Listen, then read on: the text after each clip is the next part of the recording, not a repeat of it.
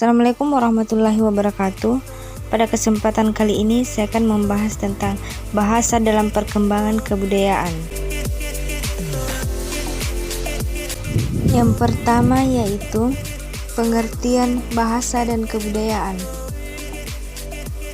Bahasa adalah sistem tanda bunyi yang disepakati untuk dipergunakan oleh para anggota kelompok masyarakat tertentu dalam bekerja sama berkomunikasi dan mengidentifikasikan diri.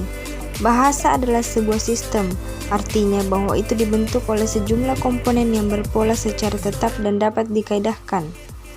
Sistem bahasa yang dimaksud di sini adalah berupa lambang-lambang dalam bentuk bunyi yang lazim disebut bunyi ujar atau bunyi bahasa.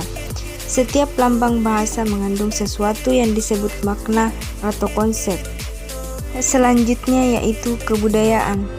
Kebudayaan adalah cara mengetahui yang harus dimiliki seseorang untuk menjalani tugas-tugas kehidupan sehari-hari, dan kebudayaan mencakup pengetahuan tentang musik, sastra, dan seni.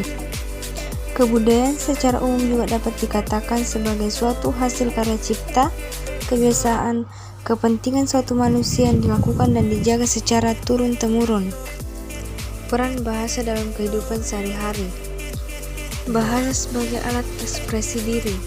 Pada awalnya, seorang anak menggunakan bahasa untuk mengekspresikan kehendaknya atau perasaannya pada sasaran yang tepat, yaitu kedua orang tua. Dalam perkembangannya, seorang anak tidak lagi menggunakan bahasa hanya untuk mengekspresikan kehendaknya, tetapi juga untuk berkomunikasi dengan lingkungan di sekitarnya. Kedua, bahasa sebagai alat komunikasi, di mana komunikasi merupakan akibat yang lebih jauh dari ekspresi diri. Komunikasi tidak akan sempurna apabila ekspresi diri kita tidak diterima atau dipahami oleh orang lain. Yang ketiga yaitu bahasa sebagai alat integrasi dan adaptasi sosial. Bahasa, di samping sebagai salah satu unsur kebudayaan, memungkinkan pula manusia memanfaatkan pengalaman-pengalaman mereka, mempelajari dan mengambil bagian dalam pengalaman-pengalaman itu, serta belajar berkenalan dengan orang-orang lain. Keempat yaitu bahasa sebagai alat kontrol sosial, di mana sebagai alat kontrol sosial ini bahasa sangat efektif. Kontrol sosial dapat diterapkan pada diri kita sendiri atau kepada masyarakat. Selanjutnya itu hubungan bahasa dan kebudayaan. Ada dua fenomena menarik mengenai hubungan yang bersifat koordinatif ini. Pertama, ada yang mengatakan bahwa hubungan tersebut terikat erat seperti sekeping mata uang logam. Sisi yang satu adalah sistem kebahasaan dan sisi yang lain adalah sistem kebudayaan.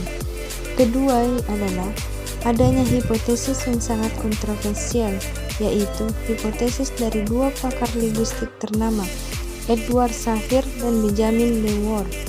Dalam hipotesisnya dikemukakan bahwa bahasa bukan hanya menentukan corak budaya, tetapi juga menentukan cara dan jalan pikiran manusia.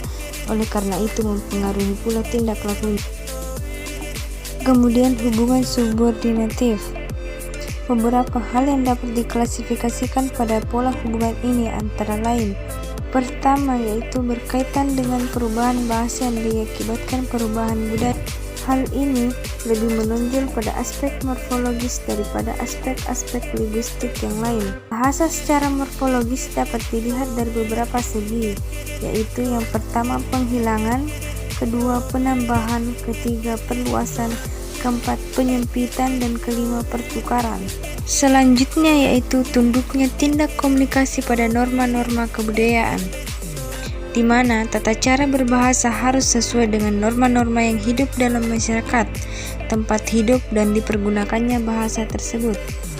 Tindak laku berbahasa atau disebut juga etika berbahasa memiliki kaitan erat dengan pemilihan kode bahasa, norma-norma sosial, dan sistem budaya yang berlaku dalam satu masyarakat. Selanjutnya yaitu hubungan langsung yang menyatakan bahwa bahasa adalah hasil kebudayaan, di mana di sini bahasa yang diucapkan atau dipergunakan oleh suatu kelompok masyarakat adalah suatu refleksi atau cerminan keseluruhan kebudayaan masyarakat tersebut. Dengan kata lain, bahasa hanya akan mempunyai makna dalam latar kebudayaan yang menjadi wadahnya. Fungsi bahasa dalam kebudayaan. Yang pertama yaitu bahasa sebagai sarana kebudayaan, di mana dilihat dari banyaknya kebudayaan Indonesia melalui berbagai daerah dilakukan dengan menggunakan bahasa Indonesia. Seperti dimaklumi, penerimaan kebudayaan hanya bisa terwujud apabila budaya itu dimengerti, dipahami, dan dijunjung masyarakat pemakai bahasa itu.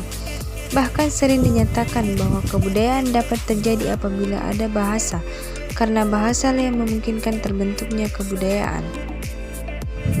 Kemudian sebagai jalur penerus kebudayaan, di mana di sini pola hidup, tingkah laku, adat istiadat, dan cara berpakaian dan unsur budaya lain juga bisa disampaikan atau ditransmisi melalui bahasa. Bahkan kebudayaan nenek moyang dapat diterima dan kita wariskan kepada anak cucu kita melalui bahasa. Selanjutnya yaitu sebagai inventaris ciri-ciri kebudayaan. Setiap unsur kebudayaan, mulai dari yang terkecil sampai terbesar, diberi nama atau istilah. Dalam proses pembelajaran dan pengajaran kebudayaan, nama atau istilah itulah yang paling diperlukan. Pemberian nama pada unsur kebudayaan sekaligus untuk menginventaris kebudayaan tersebut.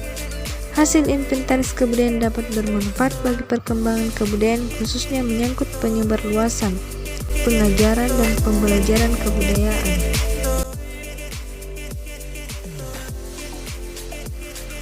Bahasa adalah sarana penting karena dengan bahasa manusia dapat melaksanakan kehidupan sosialnya.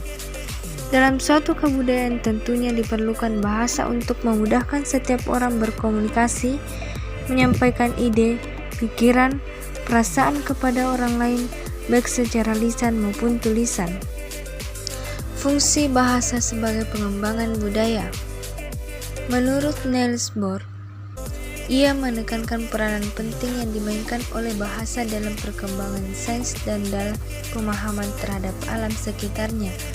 Sains tanpa peranan bahasa tidak dapat dipahami dan dieksplorasi. Selanjutnya, menurut David Bohm, ia telah menganalisis peranan bahasa dalam sains dan pikiran. Dalam kajiannya, dia menjelaskan peranan bahasa dalam upaya menjelaskan praktik sains dalam berbagai manifestasinya. Menurutnya, dalam pandangan tradisional, bahasa dalam sains memainkan peranan yang pasif karena bahasa secara nyata sebagai sarana menyampaikan makna dan informasi yang disampaikan oleh pembicara satu ke pembicara lainnya. Dengan kata lain, kehidupan sosial seperti yang dikenal oleh manusia sama sekali tidak akan terpikirkan tanpa bahasa dan penggunaan bahasa. Demikian pentingnya peranan bahasa tidak dapat diragukan lagi. Dalam praktik komunikasi yang terjadi, masyarakat menggunakan bahasa dalam membangun kebudayaannya. Sekian materi dari saya tentang bahasa dalam perkembangan kebudayaan. Wassalamualaikum warahmatullahi wabarakatuh.